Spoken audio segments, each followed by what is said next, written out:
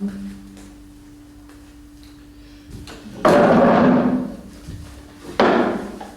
morning everybody. So we plough on and we're going to really get into this story now. We're going towards chapter 9. Now we know that the dwarves and Bilbo had a bad time with them spiders, but they're going to fight their way out. They got to. But we do know that Thorin was taken away by the elves, and they're not very pleased with them, and these aren't the most pleasant elves. However, we plough on. Now this is not too long, but it's long enough, so I better get cracking. Chapter 9. Battles out of Bond. The day after the battle with the spiders, Bilbo and the dwarfs made one last despairing effort to find a way out before they died of hunger and thirst. They got up and staggered on in the direction which 8 out of the 13 of them guessed to be the one in which the path lay. But they never found out if they were right. Such day as there ever was in the forest was fading once more into the blackness of night, when suddenly out sprang the light of many torches all round them, like hundreds of red stars. Out leaped wood elves with their bows and spears and called the dwarfs to a halt. There was no thought of a fight, even if the dwarves had not been in such a state that they were actually glad to be captured. Their small knives, the only weapons they had, would have been of no use against the arrows of the elves that could hit a bird's eye in the dark. So they simply stopped dead and sat down and waited. All except Bilbo, who popped on the ring and slipped quickly to one side. That is why, when the elves bound the dwarves in a long line, one behind the other, and counted them, they never found or counted the Hobbit. Nor did they hear or feel him trotting along well behind their torchlight as they led off their prisoners into the forest. Each dwarf was blindfolded, but that did not make much difference, for even Bilbo, with the use of his eyes, could not see where they were going, and neither he nor the others knew where they had started from anyway. Bilbo had all he could do to keep up with the torches, for the elves were making the dwarves go as fast as ever they could, sick and weary as they were. The king had ordered them to make haste. Suddenly the torches stopped, and the Hobbit had just time to catch them up before they began to cross the bridge. This was the bridge that led across the river to the king's doors. The water flowed dark and swift and strong beneath, and at the far end were gates before the mouth of a huge cave that ran into the side of a steep slope covered with trees. There the great beaches came right down to the bank till their feet were in the stream. Across the bridge the elves thrust their prisoners, but Bilbo hesitated in the rear. He did not at all like the look of the cavern mouth, and he only made up his mind not to desert his friends just in time to scuttle over at the heels of the last elves, before the great gates of the king closed behind them with a clang. Inside, the passengers were lit with red torchlight, and the elf guards sang as they marched along the twisting, crossing and echoing paths. These were not like those of the goblin cities. They were smaller, less deep underground, and filled with a cleaner air. In a great hall with pillars hewn out of the living stone sat the elven king on a chair of carven wood. On his head was a crown of berries and red leaves, for the autumn was come again. In the spring he wore a crown of woodland flowers. In his hand he held a carven staff of oak. The prisoners were brought before him, and though he looked grimly at them, he told his men to unbind them, for they were ragged and weary. Besides, they need no ropes in here, said he. There is no escape from my magic doors for those who were once brought inside. Long and searchingly he questioned the dwarfs about their doings, and where they were going to, and where they were coming from. But he got little more news out of them than out of Thorin. They were surly and angry, and did not even pretend to be polite. What have we done, O king? Said Balin, who was the eldest left. Is it a crime to be lost in the forest, to be hungry and thirsty, to be trapped by spiders?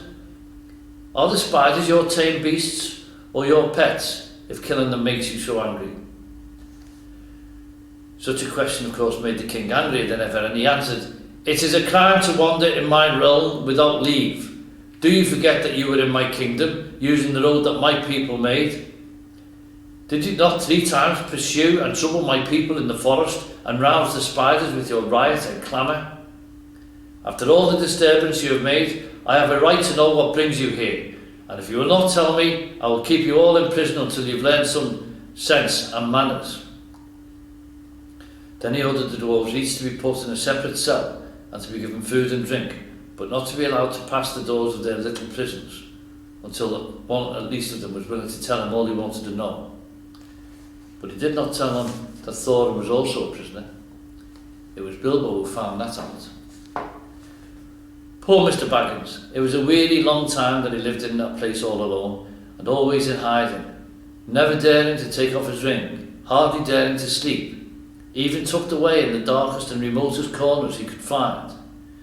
For something to do he took to wandering about the Elven King's palace. Magic shut the gates, but he could sometimes get out if he was quick. Companies of the Wood Elves, sometimes with the king at their head, would from time to time ride out to hunt, or to other business in the woods and in the lands to the east. Then, if Bilbo was very nimble, he could slip out just behind them, though it was a dangerous thing to do. More than once he was nearly caught in the doors, as they clashed together when the last elf passed. Yet he did not dare to march among them because of his shadow, altogether thin and wobbly as it was in torchlight, or for fear of being bumped into and discovered. And when he did go out, which was not very often, he did no good. He did not wish to desert the dwarves, and indeed he did not know where in the world to go without them. He could not keep up with the hunting elves all the time they were out, so he never discovered the ways out of the wood, and was left to wander miserably in the forest, terrified of losing himself, until a chance came of returning. He was hungry too outside, for he was no hunter, but inside the caves he could pick up a living of some sort by stealing food from store or table when no one was at hand. I am like a burglar that can't get away, but must go on miserably burgling the same house day after day, he thought. This is the dreariest and dullest part of all this wretched, tiresome, uncomfortable adventure. I wish I was back in my hobbit hole by my own warm fireside with the lamp shining. He often wished too that he could get a message for help sent to the wizard, but that of course was quite impossible. And he soon realised that if anything was to be done, it would have to be done by Mr. Baggins, alone and unaided. Eventually, after a week or two of this sneaking sort of life, by watching and following the guards and taking what chances he could, he managed to find out where each dwarf was kept. He found all their 12 cells in different parts of the palace, and after the time he got to know his way about very well. What was his surprise one day to overhear some of the guards talking and to learn that there was another dwarf in prison too, in a especially deep, dark place. He guessed at once, of course, that was Thorin, and after a while he found that his guess was right. At last, after many difficulties, he managed to find the place where no one was about and to have a word with the chief of the dwarves. Thorin was too wretched to be angry any longer at his misfortune, and was even beginning to think of telling the king all about his treasure and his quest, which shows how low-spirited he had become, when he heard Bilbo's little voice at his keyhole. He could hardly believe his ears. Soon, however, he made up his mind that he could not be mistaken, and he came to the door and had a long whispered talk with the Hobbit on the other side. So it was that Bilbo was able to take secretly Thorin's message to each of the other imprisoned dwarves, telling them that Thorin, their chief, was also in prison close at hand, and that no one was to reveal their errand to the king. Not yet, not before Thorin gave the word. For Thorin had taken heart again, hearing how the Hobbit had rescued his companions from the spiders, and was determined once more not to ransom himself with promises to the king of a share in the treasure, until all hope of escaping in any other way had disappeared. Until, in fact, the remarkable Mr. Invisible Baggins, of whom he began to have a very high opinion indeed, had altogether failed to think of something clever. The other dwarves quite agreed when they got the message. They all thought their own shares in the treasure which were quite regarded as theirs in spite of their plight and the still unconquered dragon, would suffer seriously if the Wood Elves claimed part of it, and they all trusted Bilbo. Just what Gandalf had said would happen, you see. Perhaps that was part of his reason for going off and leaving them. Bilbo, however, did not feel nearly so hopeful as they did. He did not like being depended on by everyone, and he wished he had the wizard at hand. But that was no use. Probably all the dark distance of Mirkwood lay between them. He sat and thought until his head nearly burst, but no bright idea would come. One invisible ring was a very fine thing, but it was not much good among 14. But of course, as you've guessed, he did rescue his friends in the end, and this is how it happened. One day, nosing and wandering about, Bilbo discovered a very interesting thing. The great gates were not the only entrance to the caves. A stream flowed under part of the lowest regions of the palace and joined the Forest River some way further to the east, beyond the steep slope out of which the main mouth opened. Where this underground watercourse came from, the hillside, there was a water gate. There the rocky roof came down close to the surface of the stream, and from it a portcullis could be dropped right to the bed of the river to prevent anyone coming in or out that way. But the portcullis was often open, for a good deal of traffic went out and in by the water gate. If anyone had come in that way, he would have found himself in a dark, rough tunnel leading deep into the heart of the hill. But at one point, where it passed under the caves, the roof had been cut away and covered with great oaken trapdoors. These opened upwards into the king's cellars. There stood barrels and barrels and barrels, for the Wood Elves, who, and especially their king, were very fond of wine, though no vines grew in these parts. The wine and other goods were brought from far away, from their kinfolk in the south, or from the vineyards of men in distant lands. Hiding behind one of the largest barrels, Bilbo discovered the trapdoors and their use, and lurking there, listening to the talk of the king's servants, he learned how the wine and other goods came up the rivers or over land to the long lake.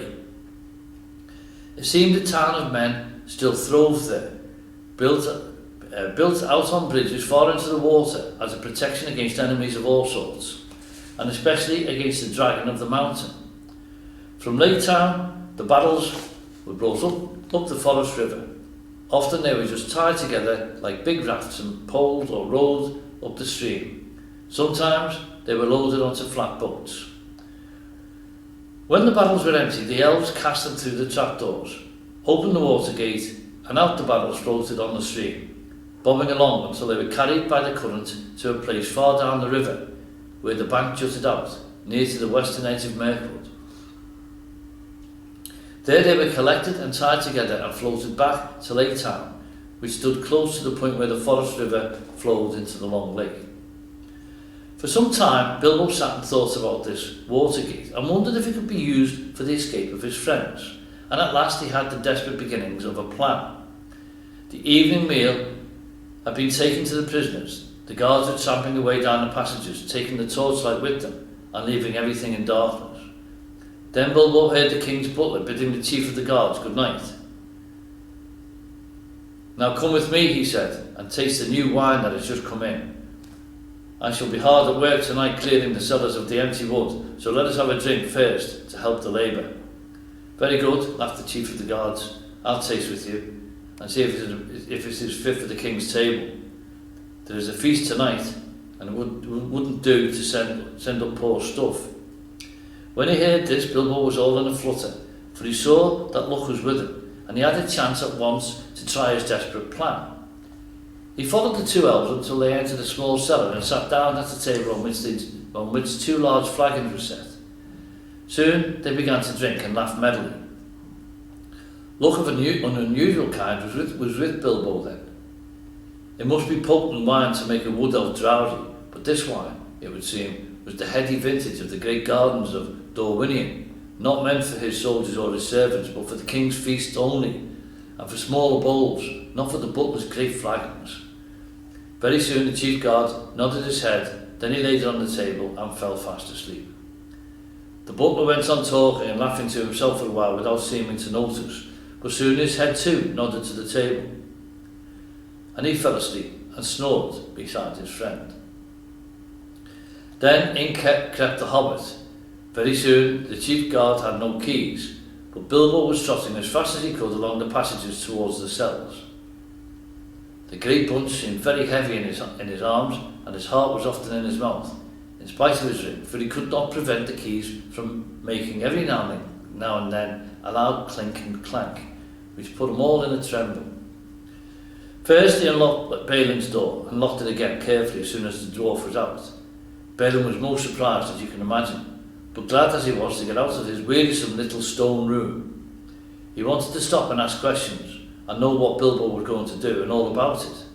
"No time now," said the Hobbit. "You must follow me.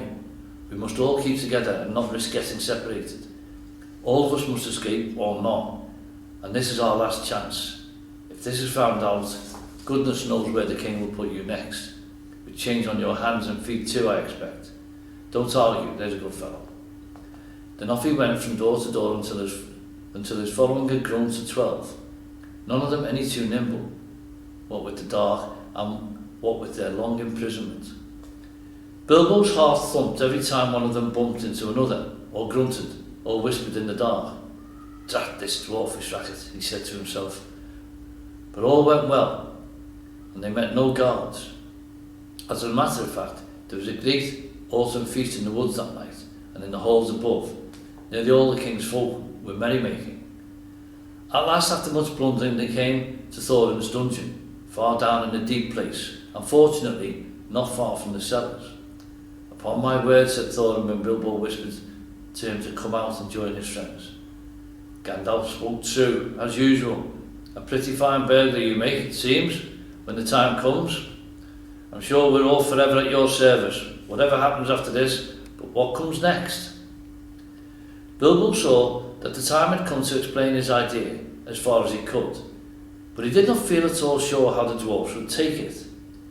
His fears were quite justified, for they did not like it a bit and started grumbling loudly in spite of their danger. "We shall be bruised and battered to pieces and drowned too for certain," they muttered. "We thought you got some sensible notion when you managed to get hold of the keys. This is a mad idea." "Very well," said Bilbo, very downcast and also rather annoyed.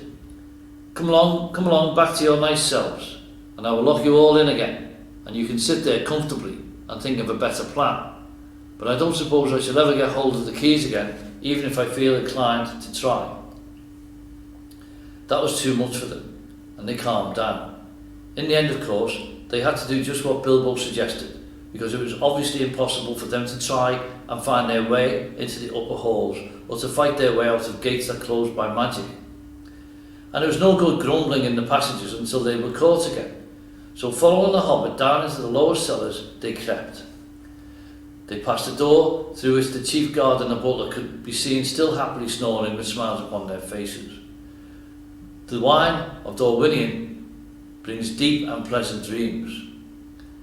There would be a different expression on the face of the guard next day, even though Bilbo knew them before they went on, stole in and kind-heartedly put the keys back on his belt. "That will save him some of the trouble he's in for," said Mr. Baggins to himself.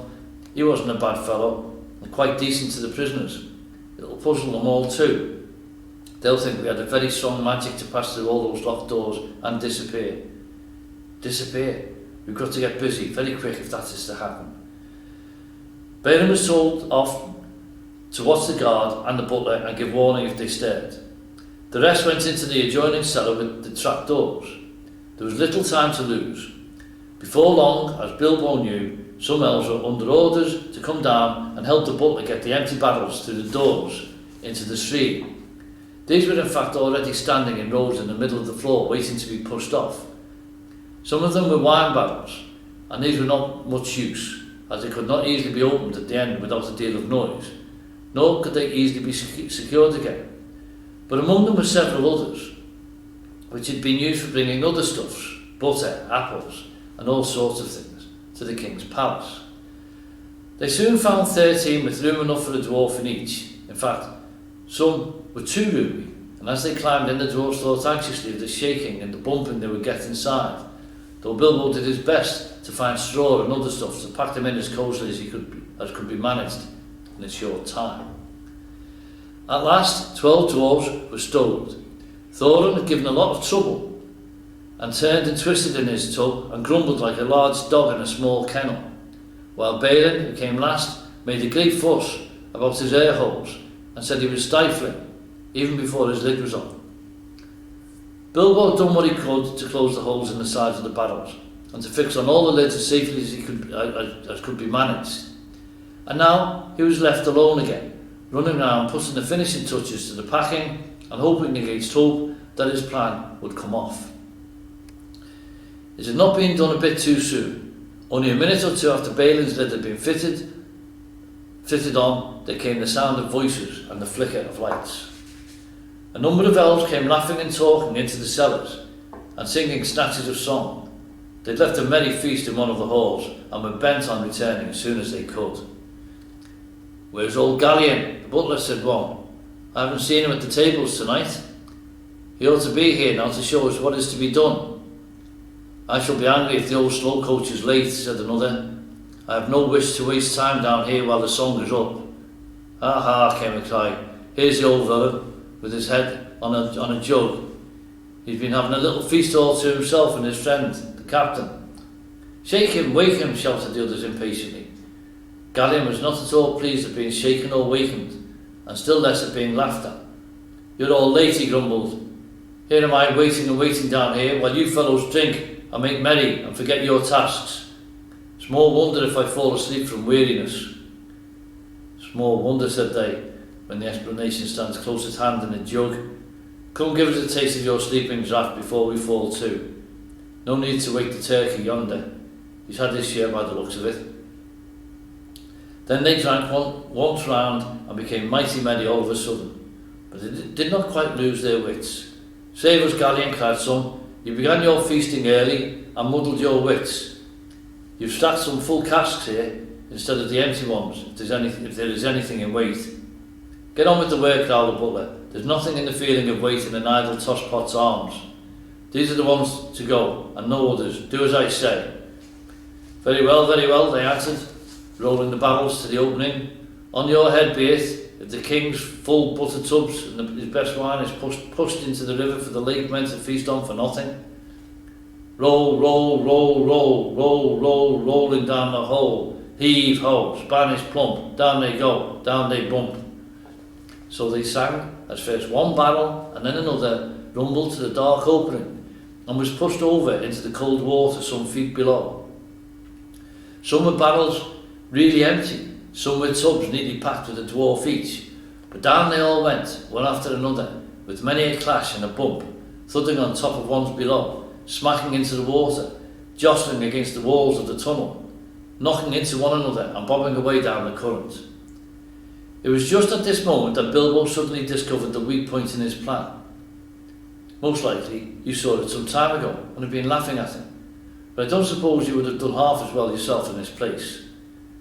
Of course he was not in a battle himself, nor was there anyone to pack him in, even if there had been a chance. It looked as if he would certainly lose his friends this time. Nearly all of them had already disappeared through the dark trap door, and get utterly left behind and have to stay lurking as a permanent burglar in the elf caves forever. For even if he could have escaped through the upper gates at once, he had precious small chance of ever finding the dwarves again. He did not know the way by land to the place where the barrels were collected. He wondered what on earth would happen to them without him, for he had not had time to tell the dwarves all that he had learned, or what he meant to do once they were out of the wood. While all these thoughts were passing through his mind, the elves, being very merry, began to sing a song round the river door. Some had already gone to haul on their ropes, which pulled up the portcullis at the water gate, so as to let out the barrels as soon as they were all afloat below. Down the swift dark stream you go, back to lands you once did know. Leave the halls and caverns deep, leave the northern mountains steep, where the forest wide and dim stoops in shadow grey and grim. float beyond the world of trees, out into the whispering breeze, past the rushes, past the reeds, past the marshes waving weeds, through the mist that riseth white, up from mere and pool at night. Follow, follow, stars that leap, up the heavens cold and steep. Turn when dawn comes over land, over rapid, over sand. South away and south away, seek the sunlight and the day. Back to pasture, back to mead, where the kine and oxen feed.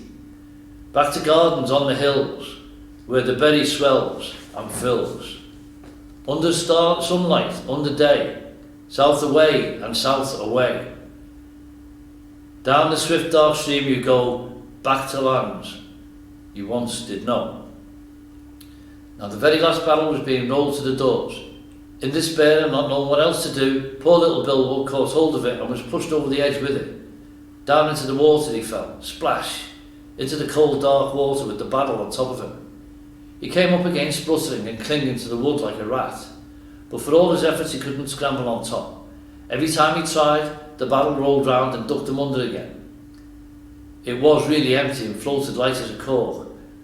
Though his ears were full of water, he could hear the elves still singing in the cellar above. Then suddenly the trapdoors fell to with a boom, and their voices faded away. He was in the dark tunnel, floating in icy water, all alone, for you cannot count friends that are all packed up in barrels. Very soon a great patch came in the darkness ahead. He heard the creak of the water gate being hauled up, and he found that he was in the midst of a bobbing and bumping mass of casks and tubs, all pressing together to pass under the arch and get out into the open stream. He had as much as he could do to prevent himself from being hustled and battered to bits, but at last the jostling crowd began to break up and swing off, one by one, under the stony arch and away. Then he saw that it would have been no good even if he had managed to get astride his barrel, for there was no room to spare, not even for a hobbit, between its top and suddenly stooping roof where the gate was. Out they went under the overhanging branches of the trees on either bank. Bilbo wondered what the dwarves were feeling and whether a lot of water was getting into their tubs. Some of those that bobbed along by him in the gloom seemed pretty low in the water, and he guessed that these had dwarves inside. I do hope I put the lids on tight enough, he thought, but before long he was worrying too much about himself to remember the dwarves. He managed to keep his head above the water, but he was shivering with the cold, and he wondered if he would die of it before the luck turned, and how much longer he would be able to hang on, and whether he should risk the chance of letting go and trying to swim to the bank. The luck turned all right before long. The eddying current carried several barrels close ashore at one point, and there for a while they stuck against some hidden root. Then Bilbo took the opportunity of scrambling up the side of his barrel while it was held steady against another. Up he crawled like a drowned rat and lay on top, spread out to keep the balance as best he could. The breeze was cold, but better than the water, and he hoped he would not suddenly roll off again when they started off once more. Before long the barrels broke free again and turned and twisted off down the stream and out into the main current. Then he found it quite as difficult to stick on as he had feared, but he managed it, somehow, though it was miserably uncomfortable. Luckily, he was very light, and the barrel was a good big one, and being rather leaky, had now shipped a small amount of water. All the same, it was like trying to ride without bridle or stirrups a round-bellied pony that was always thinking of rolling in the grass. In this way, at last Mr. Baggins came to a place where the trees on either hand grew thinner. He could see the paler sky between them. The dark river opened suddenly wide, and there it was joined to the main water of the forest river flowing down in haste from the king's great doors. There was a dim sheet of water no longer overshadowed, and on its sliding surface there were dancing and broken reflections of clouds and of stars. Then the hurrying water of the forest river swept all the company of casks and tubs away to the north bank, in which it had eaten out a wide bay. This had a shingly shore underhanging banks and was walled at the eastern end by a little jutting cape of hard rock. On the shallow shore, most of the battles ran aground, though a few went on to bump against the stony pier. There were people on the lookout on the banks. They quickly poled and pushed all the battles together into the shallows, and when they counted them, they roped them together and left them till the morning. Poor dwarves, Bilbo was not badly off now. He slipped from his barrel and waded ashore, and then sneaked along to some huts that he could see near the water's edge. He no longer thought twice about picking up his supper uninvited if he got the chance.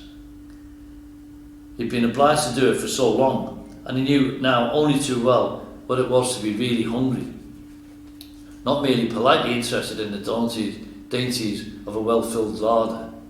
Also, he'd caught a glimpse of a fire through the trees, and that appealed to him with his dripping and ragged clothes clinging to him cold and clammy. There is no need to tell you much of his adventures that night, for now we are drawing near the end of the eastward journey and coming to the last and greatest adventure, so we must hurry on. Of course, helped by his magic ring, he got on very well at first, but he was given away in the end by his wet footsteps and the trail of drippings that he left wherever he went or sat, and also he began to snivel, and wherever he tried to hide, he was found out by the terrific explosions of his suppressed sneezes. Very soon there was a fine commotion in the village by the riverside, but Bilbo escaped into the woods carrying a loaf and a leather bottle of wine and a pie that did not belong to him. The rest of the night he had to pass wet, as he was, and far from the fire, but the bottle helped him to do that, and he actually dozed a little on some dry leaves, even though the year was getting late and the air was chilly. He woke again with an especially loud sneeze. It was already grey morning, and there was a merry racket down by the river. They were making up a raft of barrels, and the raft elves would soon be steering it off down the stream to Lake Town. Bilbo sneezed again. He was no longer dripping, but he felt cold all over. He scrambled down as fast as his stiff legs would take him, and he managed just in time to get onto the massive casks without being noticed in the general bustle. Luckily, there was no sun at the time to cast an awkward shadow, and for a mercy he did not sneeze again for a good while. There was a mighty pushing of poles. The elves that were standing in the shallow water heaved and shoved. The barrels, now all lashed together, creaked and fretted. "This is a heavy load," some grumbled. "They float too deep. Some of these are never empty. If they'd come ashore in the daylight, we might have had a look inside," they said. "No time now," cried the raftman. "Shove off."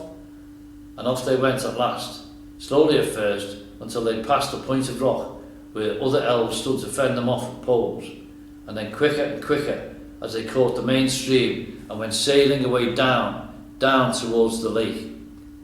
They had escaped the dungeons of the king and were through the wood, but whether alive or dead still remains to be seen. End of chapter 9.